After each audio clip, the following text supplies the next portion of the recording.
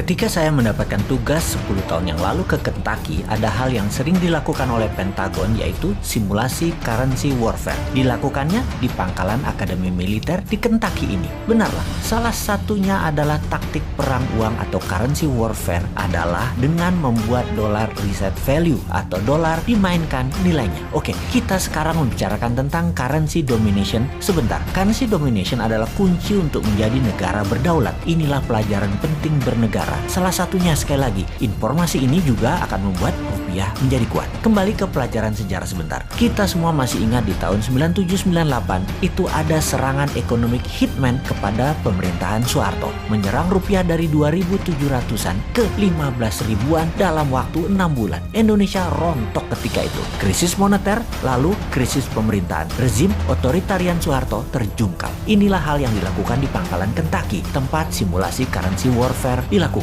Anda seperti saya kala itu akan tegang bagaimana simulasi yang mereka lakukan ini semua dengan perhitungan matematik yang rinci, detail, dan jelimet. Mereka melakukannya sekali lagi yang namanya dollar reset value. Simulasinya banyak ragam, dimana ketika saya hadir waktu itu mereka mensimulasikannya adalah mereka menaikkan nilai dolar 30% dari nilai saat ini. Misalnya 1 dolar adalah 14.500 rupiah, dibuat 1 dolar 20.000 rupiah. Jadi Indonesia yang memiliki hutang dalam dolar sekitar 450 billion dolar atau sekitar 6.000 triliun rupiah mendadak dalam sekejap hutangnya jadi 9.000 triliun rupiah. Bangkrut itu pemerintah dalam seketika kalau hal itu dilakukan, yaitu dolar nilainya dinaikkan 30%. Lalu dalam layar simulasi ada nilai currency dolar terhadap 190 negara di dunia. Dilihat apa yang terjadi, bagaimana dengan negara Singapura, bagaimana dengan Jepang, bagaimana dengan negara Eropa, bagaimana dengan Tiongkok, dan lain sebagainya. Menariknya, ketika dolar dinaikkan 30%, Tiongkok tidak rubuh. Cadangan devisa mereka walau ada dolar, namun gold di Tiongkok kuat dan banyak. Juga yuan dipakai di beberapa negara mitra mereka, membuat Tiongkok kuat. Simulasi kedua, nilai dolar dijatuhkan 50%. Ekspor barang Indonesia dalam dolar jadi hancur. Indonesia rubuh juga. Dalam bahasa Lemhanasnya adalah fail state. Dan hebatnya lagi, Tiongkok tidak rubuh ketika dolar dilemahkan 50%. Simulasi berikutnya yaitu dolar di-cut 80% alias tinggal 20%. Ternyata Tiongkok juga tidak lumpuh. Pokoknya di harga dolar berapapun Tiongkok kuat, bahkan Amerika yang rugi. Menariknya, Indonesia di level turun 20%